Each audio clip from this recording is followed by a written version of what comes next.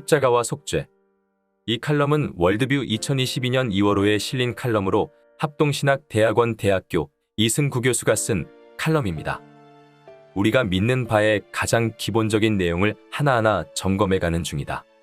지난호에서 성육신은 그 다음에 오는 모든 일의 토대가 된다는 것을 분명히 했다.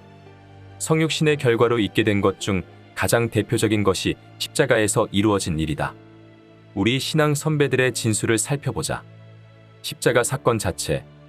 1561년 벨직 신앙 고백서는 이에 대해서 다음과 같이 진술하고 있다.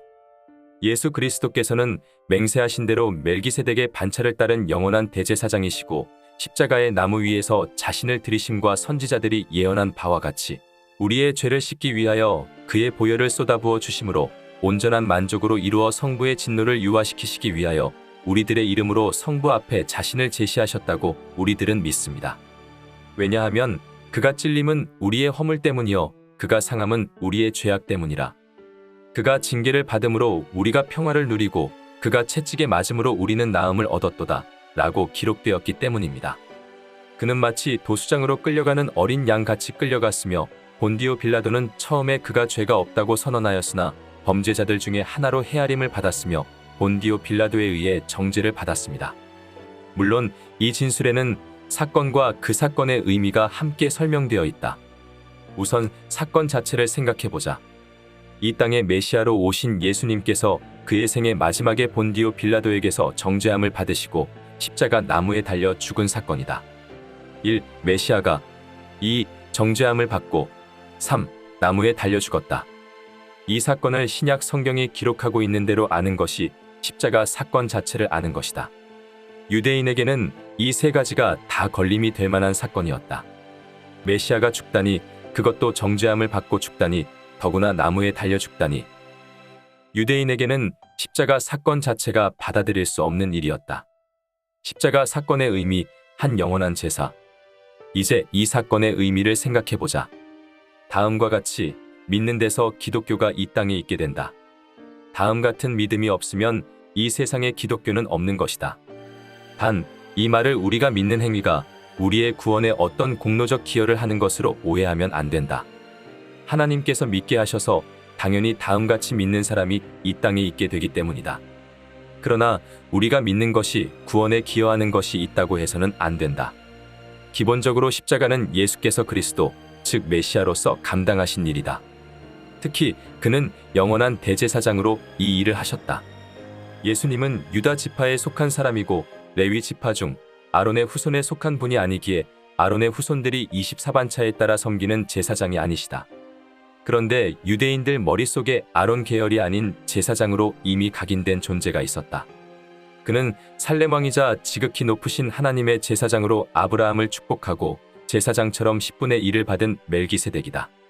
더구나 시편 110편에서는 이미 다윗이 성부 외에 내 주라고 부른 분에게 하나님 오른쪽에 앉아 계실 것임을 분명히 하면서 다시 맹세하시기를 너는 멜기세덱의 서열을 따라 영원한 제사장이라 라고 선언하기도 하셨다.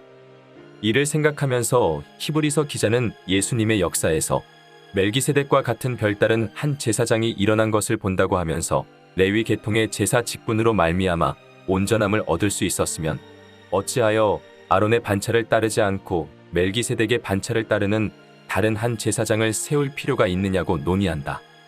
또한 시편 110편 4절의 말씀을 언급하면서 내가 영원히 멜기세덱의 반차를 따르는 제사장이라고 한다.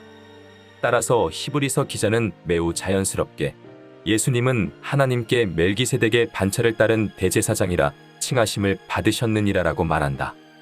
또한 성소와 지성소를 막은 휘장을 생각하면서 그리로 앞서가신 예수께서 멜기세덱의 반차를 따라 영원히 대제사장이 되어 우리를 위하여 들어가셨느니라라고 말한다. 이처럼 창세기 기록에 근거해 시편 110편 4절에서 하신 말씀을 히브리서 기자가 자연스럽게 사용한 것 때문에 기독교회 안에서는 예수님이 멜기세덱의 반차를 따른 제사장이라는 것이 아주 일반적으로 자연스럽게 인정되었다. 그는 우리의 큰 대제사장이시다. 이와 같이 참 기독교회는 예수님께서 우리들의 영원한 대제사장으로서 자신을 하나님께 제물로 드렸다는 것을 말한다. 역시 히브리서에서 예수 그리스도의 몸을 단번에 들이셨다 라고 선언한다. 예수님께서 원형의 대제사장으로서 자신을 제물로 하나님께 드렸으니 여기서 구약 모든 제사가 온전히 성취된다. 이 문제 역시 히브리서에서 가장 명료하게 진술되고 있다. 오직 그리스도는 죄를 위하여 한 영원한 제사를 드리시고 하나님 우편에 앉으사 이처럼 메시아가 오셔서 한 영원한 제사를 드렸으니 이제는 다시 하나님께 희생 제사 드릴 일이 없게 되었다. 십자가 사건의 의미, 속죄. 왜 이런 한 영원한 제사를 하나님께 드렸는가?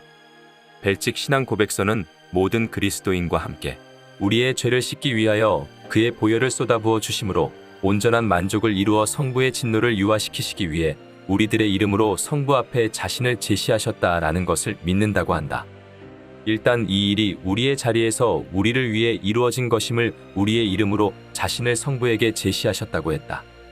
형벌을 받으실 때 그의 잘못 때문에 형벌을 받으신 것이 아니라 본디오 빌라도가 공식적으로 예수님을 정죄했을 때 결국 예수님은 우리가 받아야 할 정죄를 받으신 것이라고 한 것이다.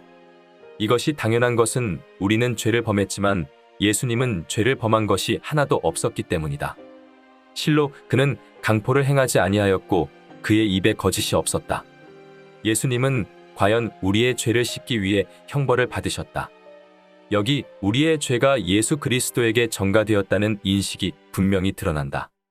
오래전에 이사야가 예언적으로 말한 바와 같이 그가 찔림은 우리의 허물 때문이요 그가 상함은 우리의 죄악 때문이라. 그가 징계를 받음으로 우리가 평화를 누리고 그가 채찍에 맞음으로 우리는 나음을 얻었도다. 그가 살아있는 자들의 땅에서 끊어짐은 마땅히 형벌받을 백성의 허물 때문이었다. 그는 실로 우리의 질고를 지고 우리의 슬픔을 당하였다. 물론 이 세상에서 성령님의 깨닫게 하심을 알지 못하는 사람은 누구나 그는 징벌을 받아 하나님께 맞으며 고난을 당한다 라고 생각한다. 다메섹 도상에서 하늘에 계신 주님의 현존 앞에 서기 전에 바울이 정확히 그렇게 생각했다. 우리도 그를 귀히 여기지 아니하셨다. 그러나 실상은 그가 우리 죄의 값을 짊어지고 형벌을 당하셔서 우리의 죄과를 동이 서에서 먼 것 같이 멀리 치워버렸다. 역사의 복잡한 과정에 관여되지만 궁극적으로 이 일의 주체는 여호와이시다. 그래서 우리는 선지자와 함께 여호와께서는 우리 모두의 죄악을 그에게 담당시키셨다라고 말할 수 있다. 여호와께서 그에게 상함을 받게 하시기를 원하사 질고를 당하게 하셨다. 후에 이를 깨닫게 된 베드로도 친히 나무에 달려 그 몸으로 우리 죄를 담당하셨으니 이는 우리로 죄에 대하여 죽고 의에 대하여 살게 하려 하심이라. 그가 채찍에 맞음으로 너희는 나음을 얻었다 라고 고백한다. 여기 온전한 구속이 있다. 이것을 예전에 하나님 앞에 온전한 만족을 이루시는 것이라고 표현했다. 하나님의 공의가 요구하는 바를 다 이루셨다는 것이다. 그래서 오랫동안 이를 만족이라고 표현했고 그것이 하나님의 공의를 이루는 것이기에 하나님의 공의에 대한 만족이라고 표현했다.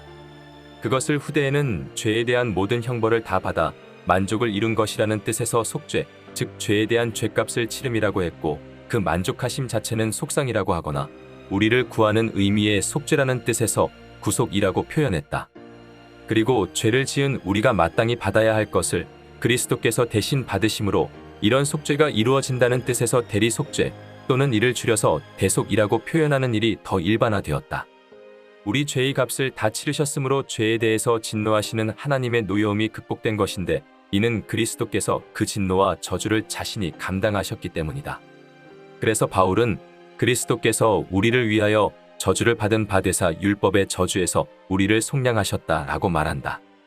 그렇기에 믿는 사람에게는 이제 다시 저주가 없으며 예수님의 재림 후에는 하나님과 그 어린 양의 보좌가 그 가운데에 있어서 그의 종들이 그를 섬기며 살 것이다. 그러므로 십자가에서 이루어진 일이 우리 죄의 값을 치르고 우리를 하나님 앞에 설 수 있게 만드는 구속사건이고 하나님의 마음이 우리에 대해 유화된 사건이다. 그렇게 하도록 드리는 제물을 화목제물이라고 했는데 이것을 반영해서 바울은 이 예수를 하나님이 그의 피로써 믿음으로 말미암는 화목제물로 세우셨으니라고 하고 요한은 화목을 위한 제물이라고 말한다. 십자가의 의미를 잘 생각해야 그리스도인인 우리에게는 십자가 사건 자체와 그 의미가 다 중요하다. 십자가 사건을 무시하는 일부 이슬람교도도 문제거니와 그런 일이 성경에 기록된 대로 일어난 것으로 생각하지 않는 사람도 문제다.